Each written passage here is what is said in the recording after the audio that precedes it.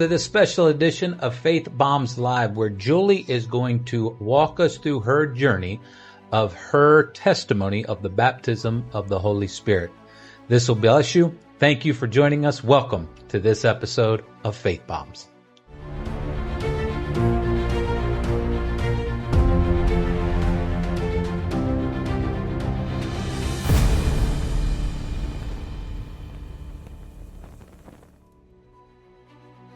So I grew up in the church. I've been in the church my whole life.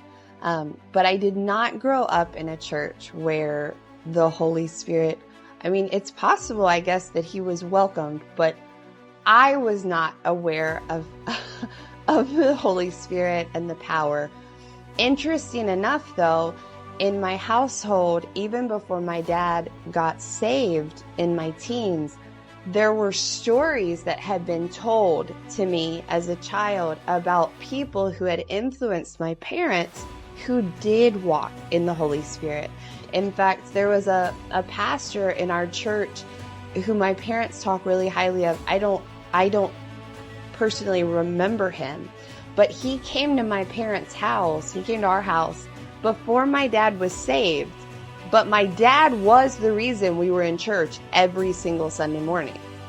He believed in going to church. He felt very strongly about it. He just hadn't received Jesus yet. But my dad was having all kinds of problems with his hips and his back. And my parents invited this pastor and his wife over for dinner. And this pastor laid hands on my dad and his leg grew out. And so I heard stories like that growing up, and it wasn't something that even my parents, either of my parents walked in on a regular basis, but there were stories that my mom told me just about her experiences with the way that the Lord would show up in special ways. And so when I got saved when I was 18. My life became very, very drastically different. I suddenly had to learn, even though I grew up in the church, I didn't really feel like I had a good concept of what was expected as a Christian to walk in. And so I started learning rules about God, not necessarily on my own, but through word of mouth, through what people told me was expected. And although it was a safe place for me to land, it wasn't a free place for me to land. And so as we got married, and Aaron talks about in the beginning of our marriage was rocky to say the least, and how he kind of came out of that season by being baptized in the Holy Spirit. I didn't have that same testimony. I desired it. I had been exposed to it at that point. I wanted it. I saw other people operating in it, but it wasn't something that I had. And his testimony was that he didn't tell anybody. He just believed and followed what God said. That wasn't my testimony. I actually went to everybody that you can possibly imagine that I knew was baptized in the Holy Spirit and was like, pray for me that I receive it. This is what I want. I eagerly sought out the gift of the Holy Spirit. But time and time again, I walked away disappointed. And I don't know what I expected to happen, but it didn't. Nothing happened. But yet I could watch people that were baptized in the Holy Spirit, and I knew that they had something I didn't have. I knew that I desired it so much. And so it actually turned out that I had gone to a women's conference at a place that I didn't normally attend. It was just during worship. In the middle of worship, I was just crying out to the Lord. I was honoring and loving him like you're supposed to do in worship. And just like that, I got baptized in the Holy Spirit. I realized that it says that it's done with the laying on of hands, but I had lots of hands laid on me. I don't know which one triggered it, but regardless, he showed up when I needed him. Well, I mean, that's not necessarily true. Laying on of hands is one way, but Peter was not laying hands on Cornelius's family when they received it. They just hearing the preaching, which, singing songs of praise would be in that line as well. Yeah. They just, boom, it fell on them and they began to speak in tongues. So,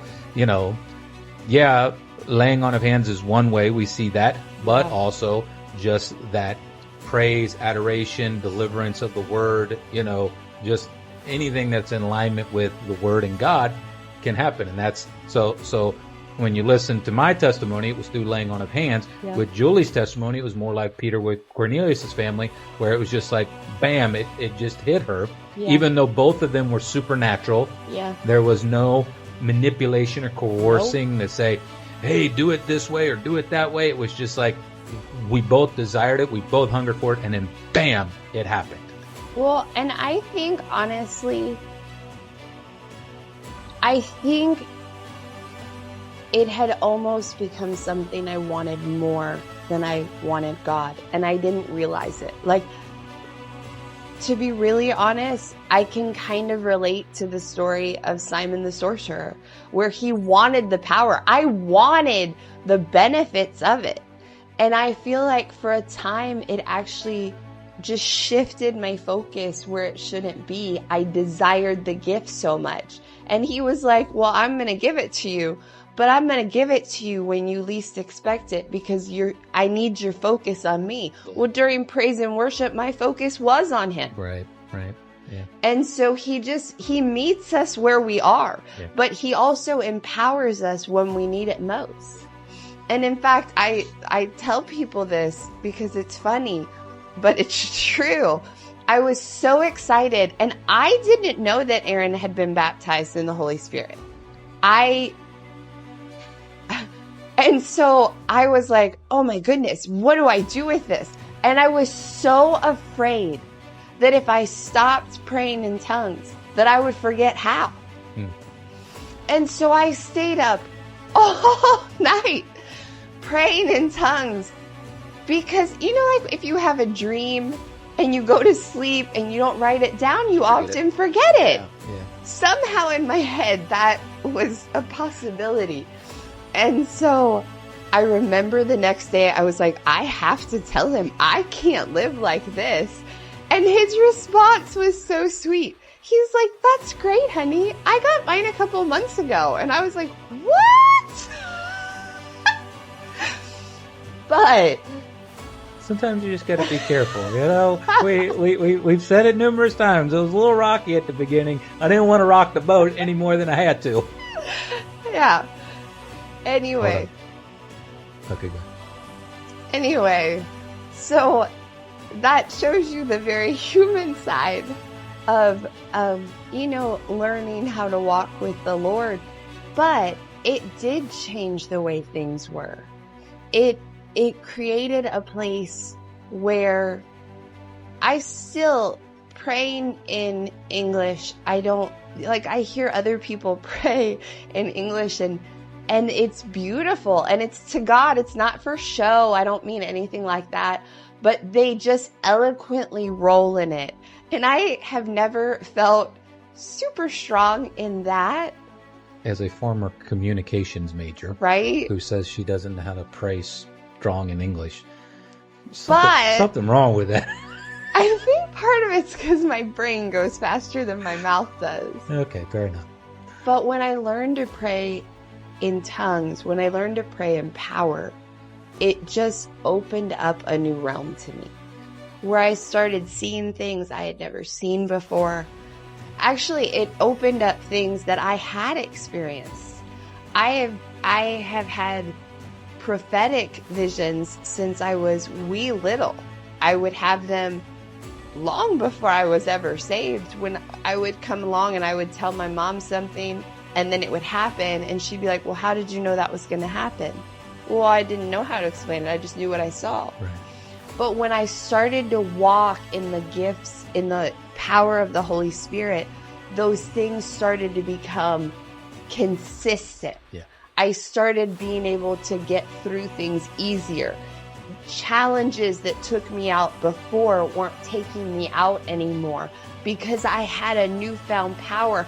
I felt confident in the things that I had learned because now it wasn't just here, it was also here. Yeah. It just totally changed the way that I looked at everything. Yeah. That's what that is what the baptism of the Holy Spirit can do for you. And so, you got anything else? No, but All right. no, I do. Okay. Listen, if this is something that you desire, keep pushing in. Yeah. Believe for it. If it's something you've never even considered, consider it. It changed our lives. And like he said in the past, we've lived without it. We've lived with it. It's not going to change whether you get into heaven, but it's sure going to make your life here a whole lot better. Yeah. And so we encourage you. Why would you not accept a gift that the Lord's provided? All right. Well, there you have it. Join us on another episode of Faith Bombs. We'll see you then. We want to thank you for joining us today for this episode of Faith Bombs. If this message encouraged you, don't forget to like, comment, and share. And also hit subscribe for more faith-filled content.